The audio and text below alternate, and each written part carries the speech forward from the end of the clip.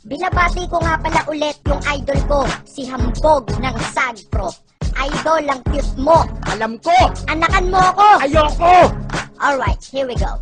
Bakit ba lahat ng tao ngayon galit sa akin? Gusto ko lang naman dalan ako ng makakain. Gusto ko ng adobo at minudo at tinola. Pag malit dinala mo, pupukpukin ng kaserola. Magdala na din ng fries, pati ng kare-kare. Pagbigyan nyo na kasi, pepe ko'y kating-kate. Kasi dyan gabi-gabi, ikay papate-pate. Sa'kin katabi-tabi, wala nang sabi-sabi. Ikay aking gagapangin, tsak na babalik ka rin. Pero kunyari nagahasa mo ko, babalik ta rin ko ang sitwasyon para masira ko kayo. Nagkapera na ako at may pagkain pa ako.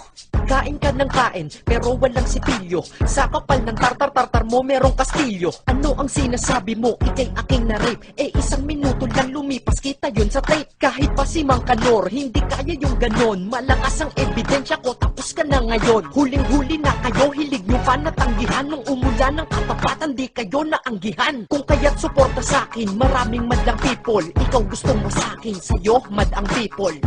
Ah, ganon. O sige, eto pakinggan mo.